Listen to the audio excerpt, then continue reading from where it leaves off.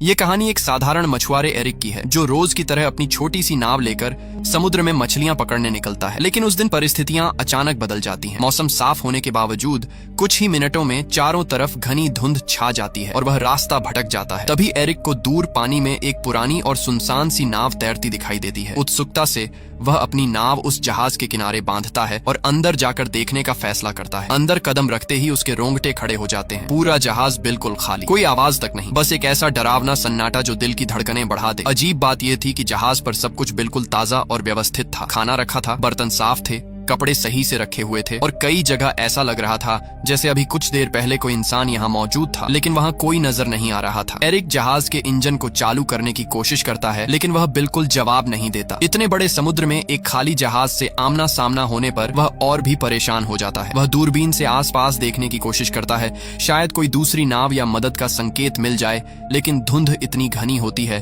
कि कुछ भी दिखाई नहीं देता। आखिरकार वह कंट्रोल रूम में जाता है और रेडियो से मदद मांगने की कोशिश करता है। वह संदेश देता है कि यह जहाज समुद्र में फंसा है और किसी को उसकी आवाज सुनाई दे तो तुरंत जवाब दे। रेडियो पर मैसेज भेजने के बाद एरिक अपने जहाज की ओर लौटने के लिए डेक पर आता है, लेकिन जैसे ही नीचे देखता है उसका चेहरा सफेद पड़ जाता है। उसकी अपनी छोटी नाव वहाँ होती ही नहीं है, जबकि उसने उसे मजबूती से बांधा था। इतना ही नहीं, कुछ ही क्षण पहले तक फैला घना धुंध भी अचानक गायब हो चुका था और आसमान बिल्कुल साफ हो गया था। समय दोपहर का हो चुका था। उसे समझ नहीं आता कि यह सब कैसे और कब हुआ। अब उसके पास कोई दूसरा रास्ता नहीं था। वह वापस उसी रहस्यमयी जहाज में लौट जाता है और नक्शों के सहारे समझने की कोशिश करता है कि वह आखिर कहां पहुंच गया है। उसे जल्द ही एहसास होता है कि इंजन ठीक किए बिना यहां से निकलना असंभव है। वह पूरे जहाज में औजार ढूंढता है और घंटों की मेहनत के बाद इंजन को ठीक कर देता है। उसके लिए ये सबसे राहत भरा पल होता है, लेकिन समस्या अभी खत्म नहीं होती। वह फिर से रेडियो पर संपर्क करने की कोशिश करता है, लेकिन एक बार फिर कोई उत्तर नहीं मिलता। थका हुआ एरिक ऊपर की तरफ आता है और उसे अचानक पेशाब जाने की जरूरत महसूस होती है। आसपास कोई नहीं दिखता तो वह सोचता है कि जहाज के किनारे जाकर ही निपट लेता है, लेकिन जैसे ही वह किनारे पर खड़ा होता है अचानक कोई उसे जोर से धक्का दे देता है। वह सीधे समुद्र में गिर जाता है। तेज धार और हवा के दबाव में वह वापस ऊपर आने की कोशिश करता है, लेकिन बहुत मुश्किल से जहाज से लटकती रील को पकड़कर खुद को डूबने से बचा लेता है। हिम्मत करके वह धीरे धीरे खींचते हुए दोबारा जहाज पर चढ़ता है। अभी वह पूरी तरह संभला भी नहीं था कि दोबारा नीचे टॉयलेट जाने उतरता है। तभी अचानक कोई जोर से दरवाजा बंद कर देता है। शुरुआत में उसे लगा कि हवा से ऐसा हुआ होगा, लेकिन जब वह बाहर निकलने की कोशिश करता है तो ताला अंदर से बंद मिलता है। यह देखकर उसकी सांसें अटक जाती हैं। वह ताला खोलने की हर कोशिश करता है, यहाँ तक कि जेब से एक सिक्का निकालकर भी खोलने की कोशिश करता है, लेकिन कुछ काम नहीं आता। अब उसे यकीन हो जाता है कि इस जहाज पर वह अकेला नहीं है। कोई है जो दिखाई नहीं देता, लेकिन हर पल उसके आसपास घूम रहा है। किसी अनजान ताकत का उसे परेशान करने का इरादा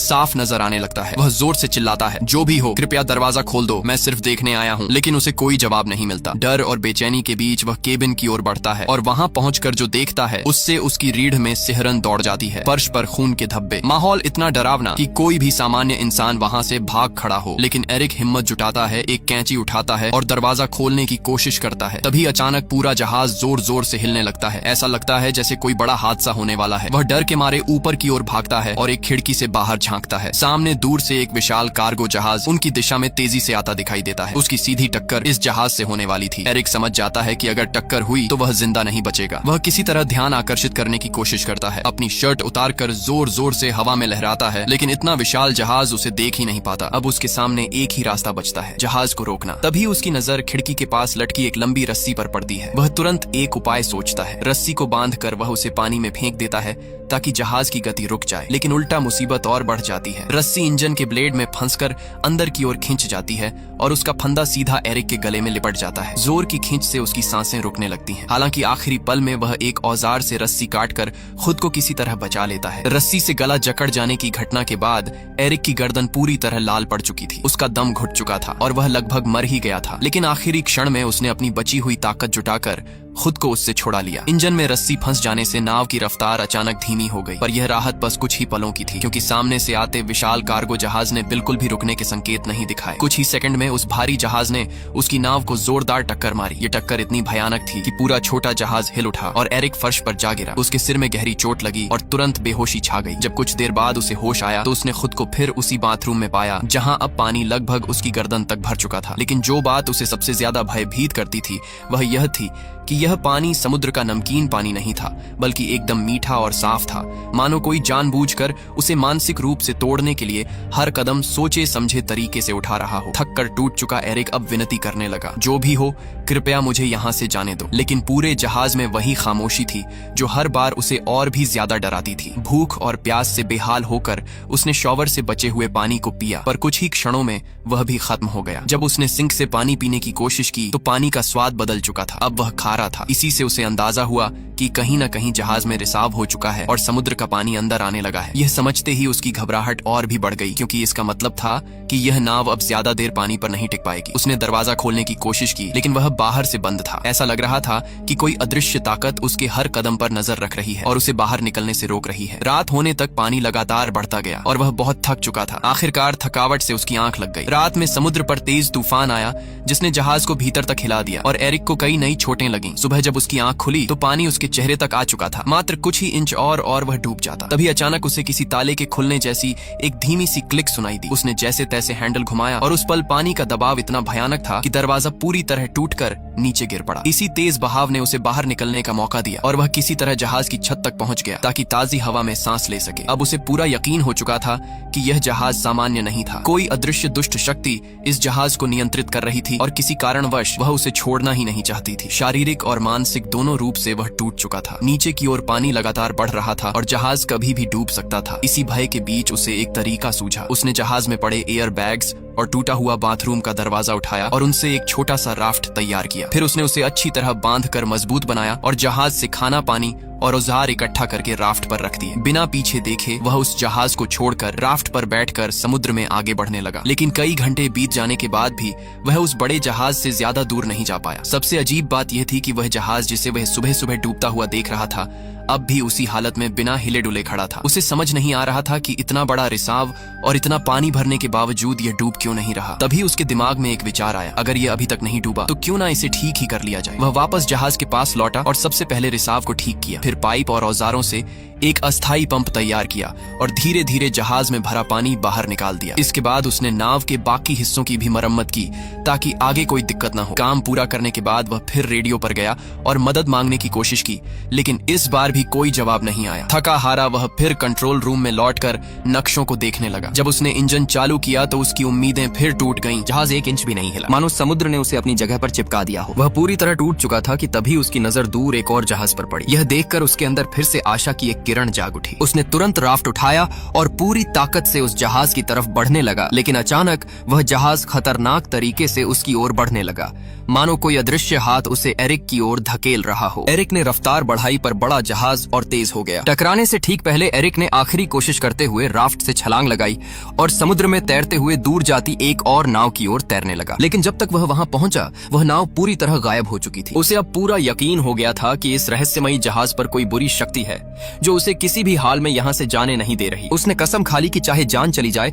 वह वापस उस जहाज पर नहीं लौटेगा। लेकिन समुद्र का पानी धीरे धीरे और ठंडा होता जा रहा था। उसका शरीर सुन्न होने लगा था। नीचे डॉल्फिन्स तैर रही थीं, लेकिन वह स्थिति इतनी खराब थी कि ज्यादा देर तक पानी में रहना असंभव था। ठंड से कांपते हुए पूरी तरह असहाय महसूस करते हुए आखिरकार उसने मजबूरी में उसी जहाज की ओर तैरकर लौटने का फैसला किया जिससे वह बचकर निकलने की कोशिश कर रहा था। वह इतना कमजोर और बीमार हो चुका था कि उसके पास सोचने की भी ताकत नहीं बची थी। वह चुपचाप एक कंबल ओढ़कर जहाज के कमरे में लेट गया और गहरी नींद में खो गया। अगली सुबह जब एरिक की आंख खुली तो उसकी पहली इच्छा थी कि वह हर हाल में इस भयावह जहाज से बाहर निकल जाए। लेकिन जैसे ही उसने उठकर दरवाजे की तरफ कदम बढ़ाया उसका दिल बैठ गया। कमरे का दरवाजा फिर से बंद था। वह अंदर फंस चुका था। यह नई मुसीबत उसे और ज्यादा तोड़ने लगी। उसे समझ नहीं आ रहा था कि आखिर यह जहाज उसके साथ ऐसा क्यों कर रहा है, किस ताकत ने उसे कैद कर रखा है। उसकी नजर अचानक कमरे के एक कोने में बनी छोटी सी लकड़ी की केबिन पर पड़ी। जैसे ही उसने उसे खोला ऊपर की तरफ एक संकरा रास्ता नजर आया, एक वेंटिलेशन शाफ्ट जिससे शायद बाहर निकला जा सकता था। एरिक उस छोटे से केबिन में घुस गया जो एक बेहद तंग अंधेरा और धूल भरा स्टोरेज एरिया था। वह कई बार ऊपर चढ़ने की कोशिश करता लेकिन हर बार फिसलकर नीचे गिर जाता। गिरते हुए उसकी पीठ, हाथ और पैरों पर चोटें भी आईं,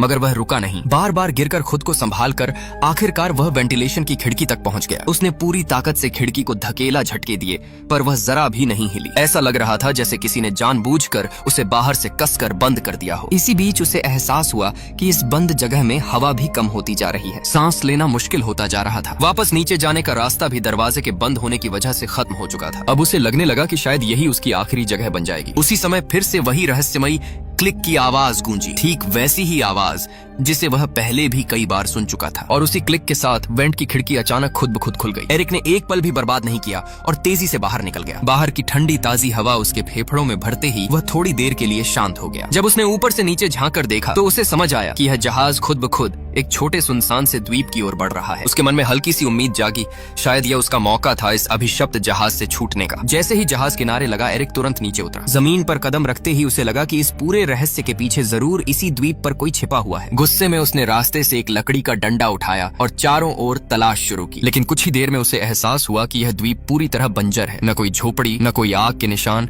न पैरों के निशान। यहाँ किसी इंसान के होने का तो सवाल ही नहीं था। यह देखकर उसका गुस्सा अब डर में बदल गया। आखिर यह सब कौन कर रहा है? द्वीप से बाहर निकलते ही उसकी नजर एक अजीब दृश्य पर पड़ी। वही रहस्यमयी जहाज जिसने उसे यहाँ तक पहुंचाया था, अब शांति से समुद्र की सतह पर आगे बढ़ रहा था, मानो किसी और शिकार की तलाश में हो। यह देखकर एरिक को पूरा यकीन हो गया कि यह जहाज इंसानों द्वारा नहीं बल्कि किसी अंधेरी खतरनाक शक्ति द्वारा नियंत्रित है। अगर उसे अपनी जान बचानी है तो उसे तुरंत इस द्वीप से निकलने का कोई रास्ता खोजना होगा। वह खोजबीन करते करते द्वीप की सबसे ऊंची चोटी तक पहुंच गया। वहां से उसे दूर एक और द्वीप दिखाई दिया, लेकिन वह इतना दूर था कि वह वहां क्या हो रहा है कुछ समझ नहीं पाया। फिर वह द्वीप के पीछे की तरफ घूमते हुए नीचे उतरा और तभी उसकी सांसें अटक गईं। वह ठीक उसी जगह पहुंच चुका था जहां से उसकी पूरी घटना की शुरुआत हुई थी। वही किनारा, वही वातावरण और सबसे चौंकाने वाली बात, उसकी अपनी छोटी नाव वहीं बंधी हुई थी, ठीक उसी स्थिति में जैसे उसने पहले दिन छोड़ी थी। यहाँ तक कि आसपास खड़े लोग भी वैसे ही सामान्य तरीके से अपना काम कर रहे थे जैसे कुछ हुआ ही न हो। एरिक अवाक रह गया। उसे यकीन नहीं हुआ कि वह जो कुछ झेल कर आया, डर, जहाज का रहस्य बंद कमरे, आवाजें, मौत के खतरे और यह सुनसान द्वीप, क्या सब सच था या किसी भयानक भ्रम का हिस्सा? लेकिन उसके जख्म, उसकी थकान,